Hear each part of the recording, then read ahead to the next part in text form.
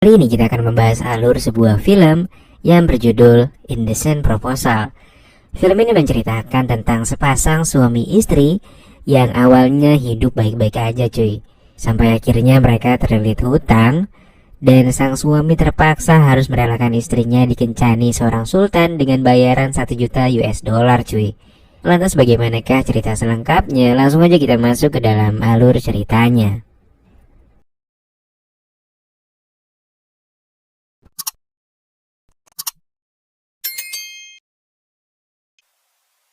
Di awal film kita akan diperlihatkan sebuah scene flashback ketika David melamar Diana. Saat itu usia mereka masih terbilang sangat muda untuk membangun sebuah rumah tangga. Namun hal itu sama sekali tak menyurutkan niat mereka untuk menikah di usia ke-19 tahun ini. Dan tak berselang lama, mereka pun akhirnya memutuskan untuk kawin lari cuy. Lalu scene kembali ke masa sekarang, dan terlihat David dan Diana yang hidup dengan penuh keromantisan yang sama seperti dahulu kala. Diana tak banyak menuntut David meski mereka hidup sederhana saja. David yang kini berprofesi sebagai seorang arsitek di sebuah perusahaan pun terbilang memiliki gaji yang lumayan di atas UMR dikit lah cuy. Dan Diana berprofesi sebagai seorang marketing di sebuah perusahaan properti. Kehidupan mereka terbilang berkecukupan lah. Hingga pada suatu hari perusahaan David mengalami kebangkrutan dan dia terkena PHK oleh atasannya. Hal itu tentu membuat mereka dilanda ketakutan karena tabungan mereka pun semakin menipis. Ditambah dalam 6 bulan terakhir Diana sama sekali tak melakukan penjualan properti. Tak sampai di situ, kesialan mereka terus berlanjut karena rupanya mereka masih mencicil rumah dan tanah yang jika harus dilunasi maka totalnya sekitar 50.000 US dollar. David pun memutar otak dengan cara meminjam uang sebanyak 5.000 US dollar kepada seorang temannya.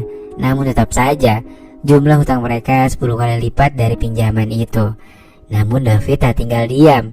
Mereka pergi ke Las Vegas untuk mencari peruntungan. Mereka pun mujur dan berhasil meraup 25.000 US dollar hanya dalam beberapa permainan saja. Beberapa saat kemudian Diana pun berkeliling ke sebuah toko pakaian yang ada di sana. Dia menjajal gaun berwarna hitam yang menurutnya sangat bagus.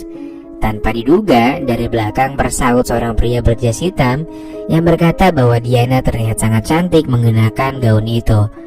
Pria itu lalu menawari Diana untuk membelikan gaun itu. Namun Diana tak mau dan menolak tawaran si pria tajir itu untuk dibelikan gaun seharga 5.000 US dollar. Lalu dia pun pergi dari sana dan menuju ke arah David, suami tercintanya. Singkat cerita, esok harinya demi mencari pundi-pundi dolar mereka pun kembali datang. Namun setelah beberapa putaran, bukan untung yang didapat David, dia malah kalah dan kehilangan modalnya. Hari itu memang sangat anjing bagi mereka. Sepertinya Tuhan gak mau kalau mereka tajir secara tiba-tiba dalam satu malam aja cuy. Dengan tampang lemas karena baru saja kalah, mereka pun gabung dan nonton seorang miliarder yang seringkali menang melawan sultan manapun. Dan rupanya pria miliarder itu adalah pria berjas hitam yang kemarin malam menawari Diana untuk membelikan sebuah gaun di butik yang sangat mahal itu. Pria itu bernama John. Namanya memang sudah gak asing lagi di pusat perjudian yang ada di Vegas. Ketenaran itu didapat dari kehandalannya yang bisa juga dibilang udah pro banget lah cuy. John pun langsung sadar kalau Diana sedang menontonnya, dan dia pun langsung menyapanya lalu meminta izin kepada David untuk meminjam istrinya sebagai jimat keberuntungan katanya. David pun tak keberatan dengan permintaan John, asalkan Diana mau, karena ya emang gak ada ruginya juga kan buat mereka. John pun langsung unjuk gigi dan menandatangani sebuah cek dengan nominal 1 juta dolar untuk bermain 1 putaran aja cuy. Gila gak tuh? 1 juta dolar cuman buat sekali taruhan doang anjir. Kebayangkan betapa tajirnya nih Dedi.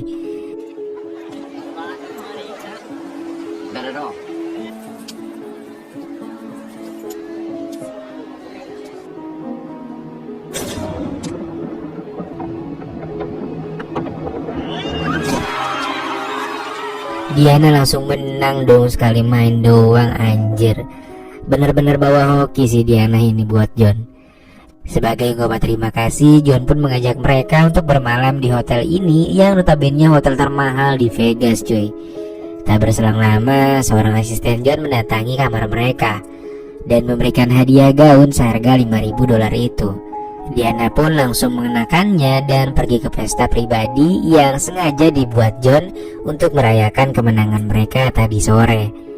Lalu mereka bermain biliar bersama dan terjadilah perbincangan yang sangat menarik, cuy. Jadi awalnya John bilang kalau dia ini orang kaya berat, tapi kalah sama David yang biasa-biasa aja, tapi dia punya istri yang sangat cantik dan sangat hoki seperti Diana. Diana pun nyeletuk kalau uang emang gak selamanya bisa beli yang kita mau. Dan dia ini sama si David ya kan. Dibalaslah sama John, gimana kalau John membayar mereka $1 juta cuman untuk satu malam dengan Diana. David pun gak bisa jawab saat itu, dan mereka berdua cuman saling menatap. Namun sesaat kemudian David menjawab bahwa ia menolak tawaran dari John tadi. Singkat cerita, di tengah malam Diana dan David gak bisa tidur dengan tenang. Perasaannya terus dihantui tawaran $1 juta dari John tadi. Diana rupanya mulai tergoda dengan tawaran John dan berkata bahwa dia akan melakukan ini demi menjaga rumah tangga mereka. David pun akhirnya juga mengiyakan tawaran itu, cuy. Esok harinya David langsung menghubungi pengacaranya dan mengungkapkan bahwa dia menerima tawaran John untuk bersama dengan Diana semalam dengan bayaran $1 juta. We have a deal.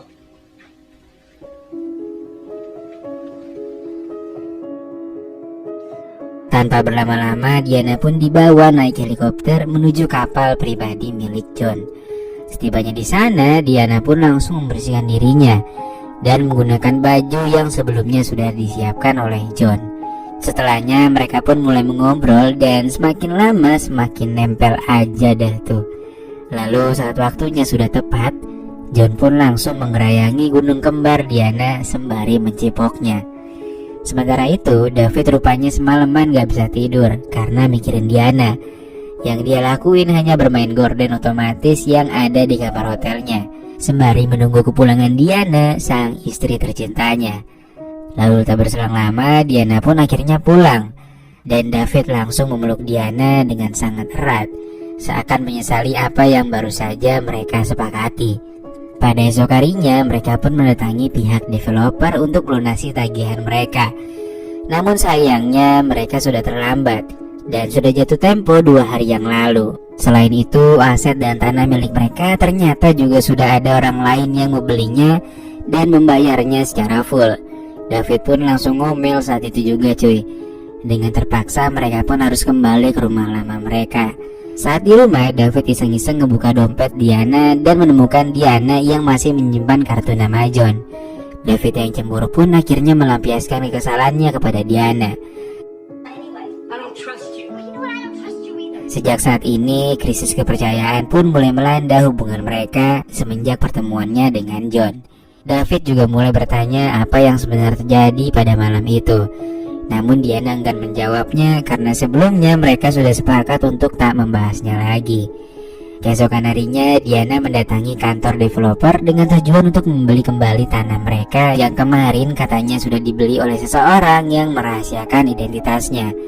Diana dan seorang rekannya mengecek melalui daftar nama yang tersimpan, dan ternyata orang misterius yang membeli tanah mereka adalah John dong. Diana dan John pun langsung bertemu kembali untuk membahas tanah mereka. Diana awalnya ingin membeli tanah itu dengan nilai $1 juta. Namun John berkata bahwa dia akan menjualnya dengan $2 juta. Lalu saat Diana akan pergi, John menawari Diana untuk bekerja dengannya. Dan tentu saja, dia pun langsung menolaknya karena baru saja dibikin kesel sama John. Setibanya di rumah, David langsung bertanya kepada Diana, habis dari mana Diana? Diana pun berkata jujur bahwa dia baru saja bertemu dengan David. Namun tiba-tiba David langsung melempar sebotol anggur saat Diana menyebut nama John. Padahal Diana belum sempat menjelaskan apa-apa. Dan kita tahu bahwa pertemuan mereka sebenarnya untuk mempertahankan tanah milik mereka berdua. Diana juga akhirnya buka suara tentang apa yang dilakukan John malam itu. Namun jawaban Diana benar-benar anjing banget. yaitu John sangatlah perkasa dan bisa berpusreng sampai pagi hari. Performanya jauh lebih tinggi melebihi David. David yang sudah kepalang kesal akhirnya pergi meninggalkan Diana, dan dia akhirnya menumpang selama beberapa hari di rumah pengacaranya. Singkat cerita, beberapa minggu pun berlalu. Diana kini kembali bekerja di tempat agen propertinya yang dulu. Dan entah gimana ceritanya, tiba-tiba si John ini mendatangi kantor Diana bekerja. John bilang kalau dia cuma mau ditemani Diana untuk melihat-lihat rumah yang ditawarkan oleh kantor itu. Mau gak mau, Diana pun akhirnya menuruti permintaan kliennya itu, dan dia pun mulai menunjukkan rumah-rumah.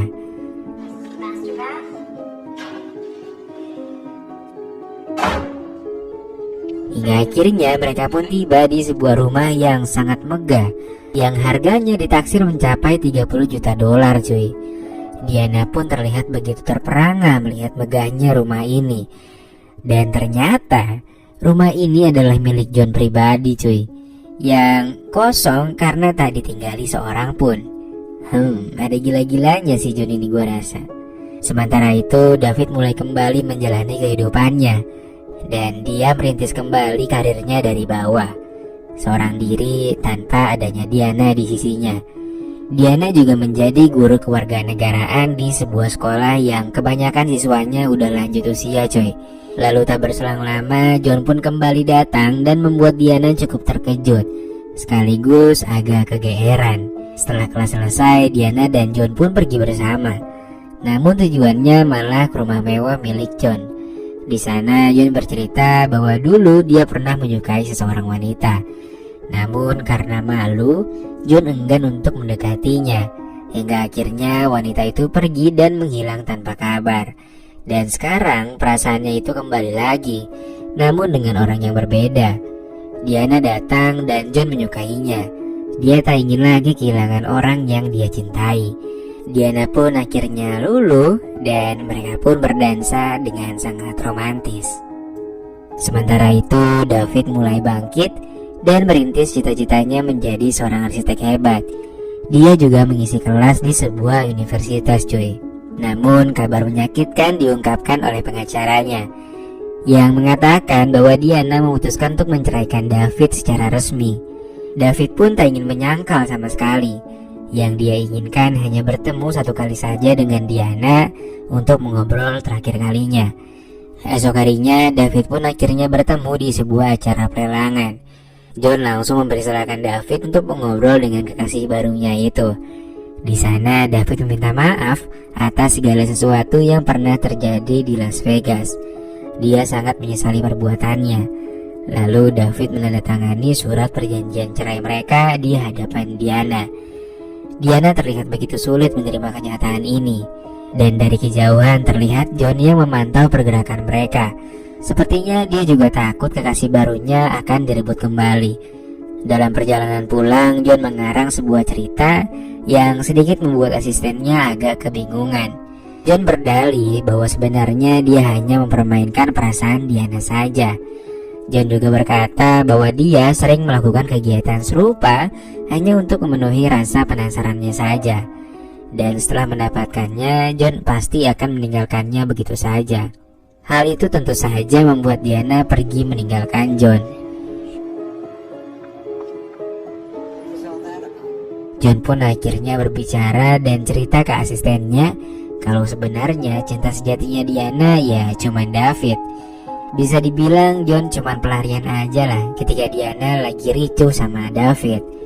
Diana lalu pergi ke sebuah dermaga, tempat dimana dia dilamar oleh David seperti di awal film cuy. Dan David pun secara tak sengaja juga sedang berada di sana cuy. Alhasil mereka pun akhirnya kembali rujuk, dan lalu film pun selesai. Akhirnya happy endingnya.